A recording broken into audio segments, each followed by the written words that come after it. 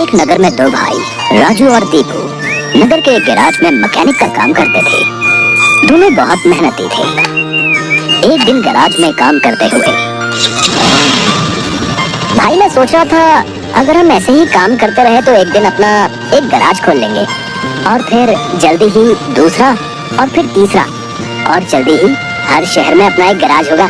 ये कहने के बाद दोनों राजू और दीपू अपना काम बंद करके मुस्कुराते हुए ऊपर की ओर देखते हुए अपने ख्यालों में खो जाते हैं। सपने में राजू और दीपू अपने नए गैराज के उद्घाटन की रिबन काट रहे हैं। तभी पीछे से उसकी पीठ पर कोई धक्का देता है और दोनों घबरा के सपने से बाहर आते हैं। राजू के बगल में उसकी गैराज का मालिक, ग्रे शर्ट, काले पैंट, सिमटे हुए बाल और आंखों पे चश्मा। तुम दोनों से एक काम सही से नहीं होता। कल एक गाड़ी तुम लोगों ने बना के दी थी, ग्राहक का फोन आया था, उनकी गाड़ी से धुआं निकल रहा है और रास्ते में बंद हो गई है। ये 1 महीने में तुम्हारी 8वीं शिकायत है। मैं तुम दोनों को अभी काम से निकालता हूँ। निकल जाओ मेरे गैराज से। मालिक, पर यह भी तो हो सकता है उसकी गाड़ी खराब हो। हमने तो ठीक से ही काम किया था। खराब गाड़ियों को ठीक करना ही हमारा काम है। निकल जाओ यहाँ से। और मालिक दोनों को धक्के मार के बाहर निकाल देता है। राजू और दीपू अपने छोटे से कमरे की बिस्तर पर हैं। सामने की दीवार पर विष्णु भगवान की तस्वीर टंगी है। दीपू राजू से, भाई, हम हर जगह मन लगा के काम करते हैं, फिर भी हमें हर जगह से निकाल दिया जाता है। किसी को हमारी कद्र ही नहीं। हाँ भाई, यहाँ किसी को हमारी कद्र नहीं है। चल किसी दूसरी जगह जाते हैं, वहाँ शायद हमारी कीमत हो। भाई, पर हम वहाँ करेंगे क्या? याद है माँ कहती थी कि भगवान का नाम लेने से सब मिल जाता है। हाँ, चल सामान बांध, अब हम यही करेंगे। भगवान का नाम लेंगे और पैसे कमाएंगे। वो कैसे? अरे हम बाबा बन के लोगों को ज्ञान देंगे और उनसे पैसे लेंगे। वो तो ठीक है, पर हम लोगों को क्या ज्ञान देंगे? अरे वही जो माँ हमें देती थी। तू ज्यादा सवाल मत कर, सामान बांध। हम राजा सूर्यदेव के चंपक नगर जा रहे हैं। चंपक नगर में राजू और दीपू गेरुए धोती और गेरुई शॉल में, कंधे तक बाल, गले में रुद्राक्ष की माला, पैरों में खड़ाऊ, कंधे पे लटकी मटमैली गठरी, कलाइयों में बंधी रुद्राक्ष की माला, एक बड़े बरगद के पेड़ के नीचे बने चबूतरे के सामने। ये राजा सूर्यदेव का चंपक नगर है। हम यहीं से शुरू करेंगे। दीपू सुन, आज से तेरा नाम दीपू नहीं दीपेश्वर है, समझा? और मैं एक सिद्ध योगी।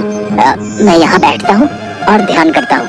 तू नगर में जाके ये खबर फैला कि एक सिद्ध योगी आए हैं जो हर समस्या का हल देते हैं। ठीक है, मैं जाता हूँ।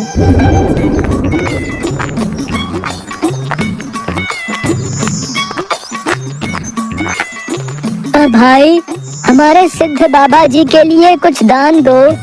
ये कौन से बाबा हैं और कहाँ हैं? बड़े सिद्ध बाबा हैं। उनके पास हर समस्या का हल है। नगर के बाहर जो बड़ा बरगद का पेड़ है ना, वहाँ ठहरे हुए हैं। अगर तुम्हें कोई समस्या हो तो उनसे जाके मिल लो, वो तुम्हें हल जरूर बताएंगे। पर हाँ, दान के लिए कुछ लेकर जरूर आना। हाँ हाँ, मैं जरूर आऊंगा। औरों को भी बता दो, पूरे नगर का भला हो जाएगा। जरूर बाबा जी, जरूर। राजू पेड़ के नीचे ध्यान में बैठा हुआ है और दीपू थैले में सामान लेके उसके पास जाता है। मैंने नगर में खबर फैला दी है, जल्दी ही लोग यहाँ आते होंगे। तुम तैयार रहो। मैं तो कब से तैयार हूँ, देखते हैं क्या होता है। राजू फिर से ध्यान में बैठ जाता है। तभी नगर के लोग वहाँ आने लगते हैं और हाथ जोड़ के नीचे बैठे हैं। बाबा, हमारा काम नहीं चल रहा, कृपा करें। आप जो भी दान के लिए लाए हैं, बाबा के चरणों में रखें और बाबा से गुरु मंत्र लें।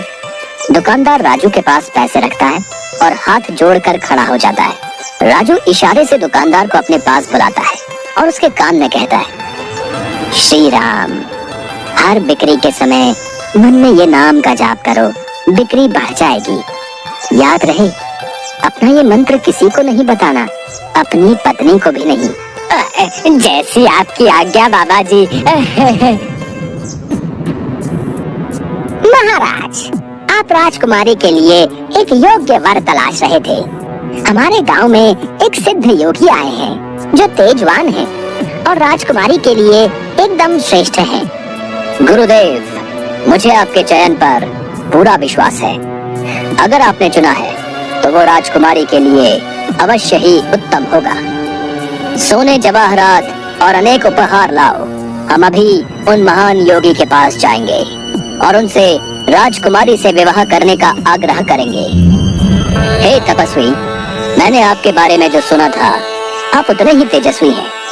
मेरा आग्रह स्वीकार करें। राजू ध्यान से आंख खोलकर राजा को देखते हुए, जी महाराज, कहिए क्या परेशानी है आपको? मेरी इच्छा है कि आप मेरी पुत्री से विवाह करें और ये उपहार स्वीकार करें।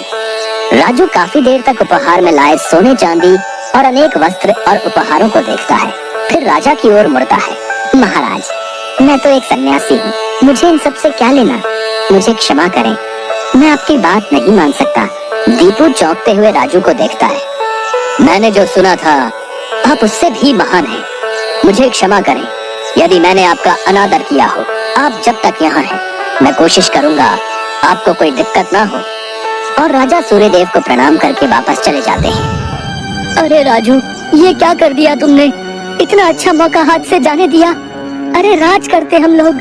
राज, तुम्हें ये क्या हो गया है? मैं यही सोच रहा था, लेकिन फिर मैंने सोचा कि इतने दिनों से ईश्वर का नाम लेते लेते इतना तो समझ आ गया है कि ईश्वर के नाम अमृत में ऐसा क्या है जो मीरा सारा राजसी ठाट छोड़कर वैरागन बन गई। क्यों प्रहलाद ने अपने पिता की इतनी यातनाएं सही? मुझे भी राम नाम का धन मिल गया है, जिसके आगे इस दुनिया का सारा धन फीका है। मुझे ये सब नहीं पता। हम यहाँ पैसे कमाने आए थे, ना कि साधु बनने। मैं चला, मैं अकेले ही सब संभाल लूंगा। तुम्हें जो ठीक लगे करो, पर अगर किसी मुसीबत में फंस जाओ, पूरी श्रद्धा से ईश्वर का नाम लेना, तुम्हारी मुसीबत दूर हो जाएगी। तुम्हारा दिमाग खराब हो गया है? इतनी आसानी से मुसीबत दूर होती तो सभी खुश होते। राजू बस उसे देखकर मुस्कुराता है और ध्यान में बैठ जाता है। दीपू अपनी पोटली उठा के गाँव में चल देता है। क्यों भाई, कैसा चल रहा है? हाँ भाई, सब बढ़िया है और अब घर में सुख शांति भी है। ये भी बेवकूफ बन गया। राजू है तो चालाक। उसने ऐसी युक्ति की कि कोई उस पर सवाल नहीं उठा सकता। कुछ राशन दान करो। जरूर। दुकानदार राजू के थैले में चावल डालने जाता है। तभी दीपू, ये क्या दे रहे हो? इतनी मिठाइयाँ और मेवे तुम्हारी दुकान में है और तुम ये कच्चे चावल दे रहे हो? इनमें से कुछ दो। पर बाबा तो ये सब नहीं कहते। तुम्हें क्या करना है? जितना कह रहा हूँ वो करो। दीपू आगे जाता है और जोहरी की दुकान में दुकानदार से, और भाई जोहरी, कैसी चल रही है दुकानदारी? बाबा की कृपा से सब बढ़िया चल रहा है। कहिए क्या सेवा करूं? बाबा के लिए कुछ दान दो, इससे पहले कि इन्हें मेरी असलियत पता चले। इनसे तगड़ा दान लेके गांव से गायब हो जाऊंगा, फिर ये लोग राजू के पीछे पड़ेंगे तो उसे समझ आएगा। बाबा के लिए कुछ दान दो। जौहरी पैसे निकाल कर देने लगता है। अरे ये क्या भीख दे रहे हो? बाबा की कृपा से तुम्हारी दुकान चल रही है। इतने सारे जवाहरात हैं, इनमें से दो कुछ कीमती सा। जितना दोगे उससे ज्यादा मिलेगा। ये बाबा को क्या हो गया है? कोई नहीं, बाबा को देने से मेरा क्या घटेगा। जौहरी एक सोने की हार दीपू को दे देता है। ये लीजिए बाबा। अच्छा धन बटोर लिया है मैंने, इससे काफी दिनों तक काम चल जाएगा। बड़ी भूख लग गई है, कुछ मिठाइयाँ खा लो। दीपू एक पेड़ के नीचे बैठ के मिठाइयाँ खाने लगता है। तभी वहाँ 4 डाकू, चेहरे पे नकाब, काले कपड़े और हाथ में छुरी लेकर आ जाते हैं। जो कुछ भी है वो हमें दे दो, नहीं तो हम तुम्हें मार डालेंगे। दीपू डर से अपनी पोटली उन्हें दे देता है। तभी डाकुओं के सरदार का नकाब खुल जाता है। दीपू उसे देख लेता है। अब तुझे मरना होगा क्योंकि तूने मेरा चेहरा देख लिया है। हे भगवान, ये क्या हो रहा है? कैसे बचूं इनसे? भागने की कोशिश की तो ये लोग पकड़ लेंगे, क्या करूं? तभी उसे राजू की बात याद आती है। अगर किसी मुसीबत में फंस जाओ, पूरी श्रद्धा से ईश्वर का नाम लेना, तुम्हारी मुसीबत दूर हो जाएगी। दीपू आंखें बंद कर घुटने पर बैठकर, हे नारायण मेरी रक्षा करो, हे नारायण मेरी रक्षा करो। डाकू का सरदार दीपू को उठाकर, सुन, राजा के सिपाही हमारी ओर आ रहे हैं, इसलिए तुझे छोड़ रहे हैं। अगर तूने किसी को हमारे बारे में बताने की कोशिश की तो तुझे जिंदा नहीं छोड़ेंगे। ये ले अपनी पोटली। डाकू भाग जाते हैं। दीपू सामने से सिपाहियों को आते देख मन में, हे नारायण, मुझसे भूल हुई जो मैं राजू की बात को समझ नहीं पाया। मैं राजू के पास वापस जा रहा हूँ और उसके साथ रहकर आपके ध्यान में अपना जीवन बिताऊंगा। मुझे माफ कर दो राजू, मैं ईश्वर के नाम की महिमा को नहीं समझ पाया, पर अब मैं समझ गया हूँ और तुम्हारे साथ ईश्वर के नाम का धन कमाना चाहता हूँ। राजू दीपू को गले से लगाता है